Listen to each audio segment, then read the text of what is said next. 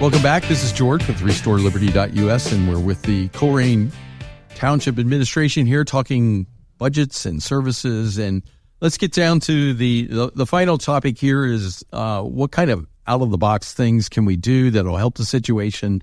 As we said during the break, I'm feeling rather depressed now with knowing what we have to do and not having an obvious way to do that. So the first thought that comes to mind, again, my private sector experience tells me that you can get economies of scale, and sharing is usually a good thing. So from the police perspective, are there opportunities to share equipment or services or with surrounding communities, or is this because of the number of runs you do a day? Is it just keeping to yourself and being able to optimize that? There's a couple of ways to answer that. I guess the first would be simply due to the nature and the type of calls and the number of calls we have, shared services with equipment and things like that is just not feasible. The second, a lot of our equipment different equipment comes through grants that are required to be for us and for our usage. On top of that, we also have funds that come in through forfeitures for our work with the DEA, which is, again, only for our entity as well. So that part in shared service on equipment is going to be difficult. If you want to talk about shared services for officers and being able to go for calls for service and such like that, we already do have a mutual aid agreement with every agency in Hamilton County where we will come.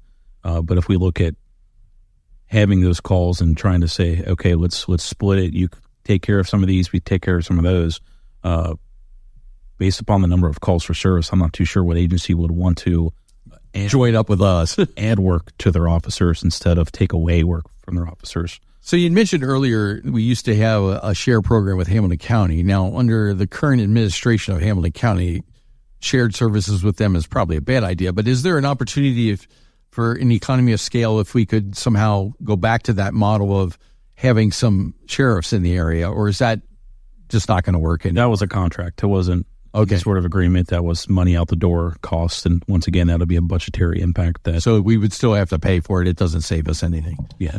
And to maybe build on that too, the question there about shared services, especially when we look at the county level, is autonomy. And, what level of control do you want to have over your own local police department versus a county-wide one where you're maybe not going to have that same ability to go speak to a trustee to get issues resolved or what have you, because then you've got to work through a whole nother level. Well, and that was the whole point. Under current administration, I would never join forces for schools, fire, police, anything with downtown. I mean, obviously, we'd get the short end of that stick. So I understand. On the fire side, as we were talking, fire is much more of an acute problem as to chronic. Something arises, a fire or a heart attack, and you kind of swarm to go to it. In the break, you were talking about shared services.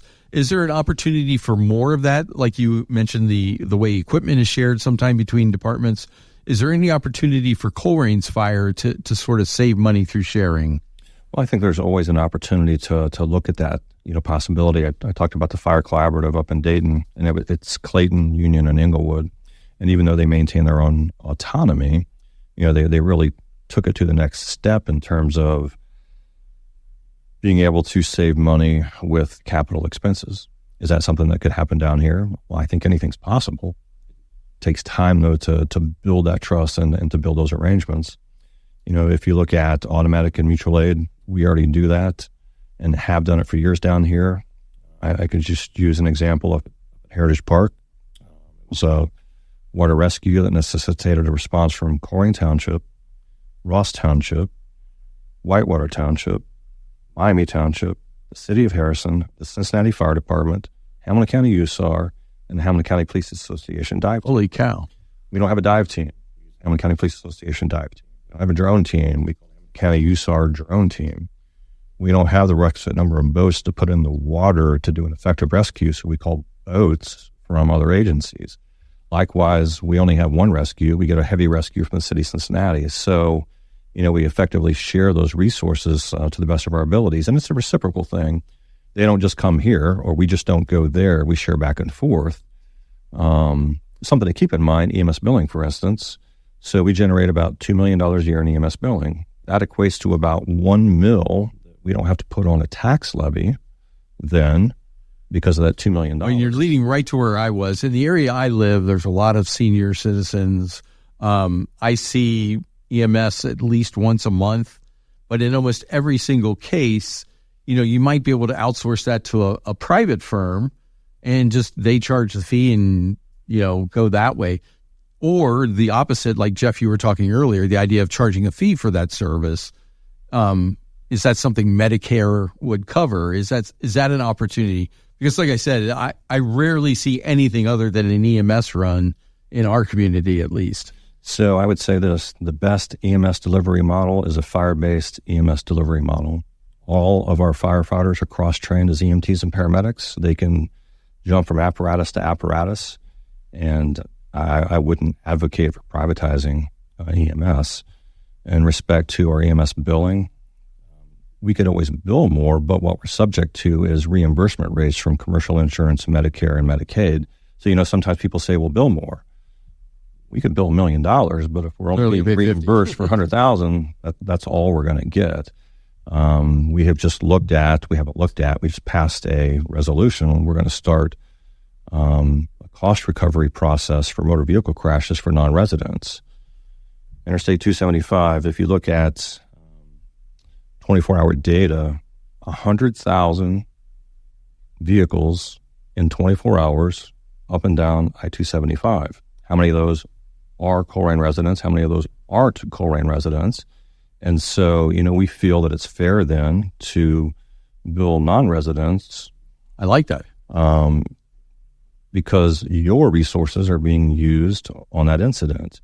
Are we going to make money hand over fist? No, but we're going to be able to make money that we could put towards capital purchases or what we deem to use that for. So let's say we generate $200,000 a year. That's kind of a swag right now. I'm being conservative, but if we did, over the course of 5 years, that's $1 million.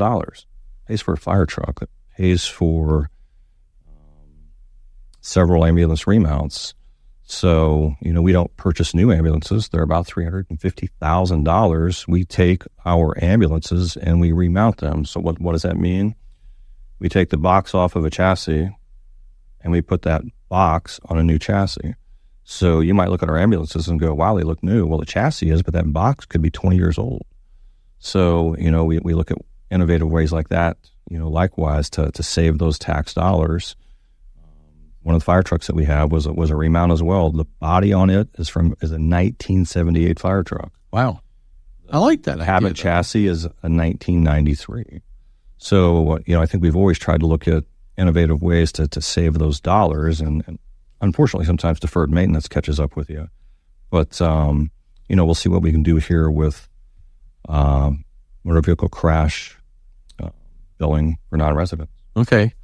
Jeff, the other topic that always comes to my mind, at least, is a lot of the problems we're having at the local level are being driven by Columbus and decisions made in Columbus. Certainly our school situation here in Northwest, a lot of that's being driven by the definition that they will pay for a new building but not pay to maintain an old one. What kinds of opportunities do we think there could be if we could bring pressure on Columbus to change the funding model for townships or to help? Yeah, so this is something I brought up with different individuals across the state. It's just a different model for townships compared to villages and cities in terms of the number of tools in our toolkit. Whether it's something like a mayor's court where you're able to charge fees and fines that stay locally for folks that are having code enforcement violations and not taking care of their property, to the extreme, which is earnings taxes, which is not something townships are allowed to do. That's sort of the continuum that makes it difficult at times because our revenue sources don't really grow as the economy fluctuates up or down. You can look at some of our peer communities in this county, and if you look at their local property tax rate, it's 0 mils. And the reason they're able to do that is because of some of the businesses that they have and just the taxing structure. Now, on the flip side, there are conversations around tax equity and regressive taxes versus progressive taxes. A property tax is considered more of a progressive tax, whereas an earnings tax is considered regressive. And so there are counter arguments on all sides on that front too. But really from a state level perspective, some of those smaller ways to allow us to have more local control would be very beneficial. But at the same time, I've heard from legislatures at different points along the way that, part of being in a township is that you're unincorporated. And that is the functional definition of it, is that you're not incorporated. And well, Columbus does not like townships. I mean, they made that very clear since at least 2010 that they'd prefer to go to county level governments everywhere, like what happens in Columbus, I think. So I understand what's going on there. You're leading right into the last topic, which is at the previous meetings, you've brought up the idea of should Colerain become a city? The pro to that is you're now able to tax income, which means what you get as taxes is a percent of income coming in, whereas property taxes are percent of value never received. It's a tax on unrealized gains, whereas income tax is not. What other things are you considering, and what ways would becoming a city solve the problem or make it worse? So I think really the conversation from my mind is about continuum of services. And, on the one hand, you've got incorporation, which comes with some additional expenses along the way. So county, state roads become the locals' responsibility, for example. There's some questions around school districts and how those flow in cities versus not in cities. And so there are additional expenses. However, on the flip side, there are the additional revenue sources. There are things like abilities to opt in and out of stormwater districts and some of these other services that are out there.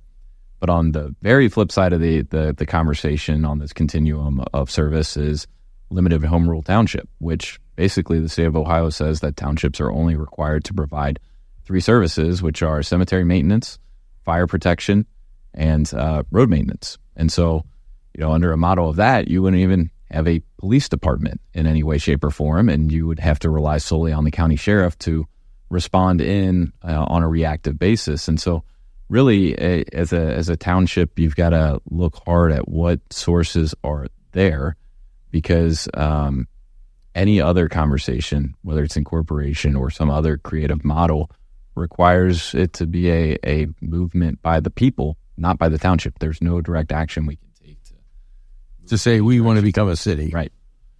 So I see that as a long route, meaning if it has to be done through a citizen petition initiative to then get on the ballot and then pass, I mean, minimum 3 years to get that pulled off. So in the meantime, we're in this crunch. Without that avenue to get increased revenue through, income tax, I know Green Township has a lot of JEDs. Is that off the table now? Is there any opportunity for JEDs? None of that is necessarily off the table. The tricky part about JEDs now are changes that have happened in state code. So you used to be able to do JEDs that would then wind up bringing the revenue source into your general fund. Nowadays, JEDs require you to put up a development plan, and the dollars are supposed to be associated with that development plan, which usually means that they're spent related to that development project. So, they could cover the cost of the roads related to the new whatever corporation that's coming to town. TIFs are an avenue that we have been exploring. We've been a lot more aggressive with setting up TIF districts to capture the increased valuations so that a bigger piece of the property tax pie stays in Colerain. But we are woefully behind a number of our peers locally, which creates a unique problem for Colerain. Green Township, I think, has over 60% of their community in a TIF district. Anderson, I think, is above 70. We're less than 1%. So wow. That's a big difference. And even the laws around that have changed. There were, TIF districts that were created in the 90s that have a lot more looser rules and regulations and apply for a much longer period of time. And nowadays, TIF districts are applied toward projects similar to JEDs. But the difference is at the end of your TIF period, the dollars can roll off and then roll into your general fund. So Stone Creek TIF is a great example of that, where we had a 10-year TIF. And at the end of that 10-year TIF, those dollars rolled off and went into our general fund. And we used that to buy police vehicles, fire vehicles, and a vehicle for public services. So a new snowplow, for example. So we can continue to be creative in that regard to try to find new ways to get additional dollars to come to Colerain. Okay. So no silver bullet. no silver bullet necessarily, but we'll keep at it and we'll find ways. Where is the board on what they feel are the priorities for the township and how they're going to, what's their vision for closing the gap? Or are they in the same boat as the rest of us? They don't really have a vision yet, or what's coalescing there? Yeah, I think they're working on that right now. You have to bear in mind we have 60,000 voices in our community, so that is a broad continuum of what is the right level of service. And so we've started that dialogue over the past couple meetings with our tax budget. We're going to continue that dialogue at another meeting in July and throughout this budget cycle. And the goal really is that by the end of this year, we have that coalesced vision. And that's the difficulty, finding something that works for 60,000 people. There's always going to be somebody that's not upset with it. Or is upset. Sorry, especially here. I've been to the township nobody's meetings. upset with it, right? But that means that there are going to be some difficult decisions that are going to be coming along the way. But the important part is that we're going to find a path forward that is on our shoulders. We're not going to rely on some silver bullet from the outside to come in and save us. So we're going to continue to search for grants and state level support and federal support. But we're not going to bank on that happening. We're going to develop our own path forward. Okay. Well, from our perspective is how we would like to see things go is in this kind of a situation. I always look at it as the 80-20 rule. You can't let the squeaky wheel drive these kinds of decisions. So I encourage you and the board to, let's think bigger picture. And yeah, we're going to have the people screaming at the township meetings. And I've never seen meetings like Colerain. You guys have the crazies out, that's for sure. But we have to keep looking. I wish we could have closed this with an actual solution to the problem, but it sounds like it's going to take some really hard work and maybe some really hard times before we can come out of this with a reasonable funding model and a reasonable cost model. Appreciate all your time. I know this took a lot longer than we expected, so I really appreciate being able to talk about this. If you're listening and you have any questions, please send an email to info@restoreliberty.us or give us a call, 513-400-5832. We look forward to the discussion, and we will put you in touch, your questions to the chiefs or to the administration. I really appreciate your time, guys, and I appreciate the time for you that are listening there at home. Thank you very much. Thank you.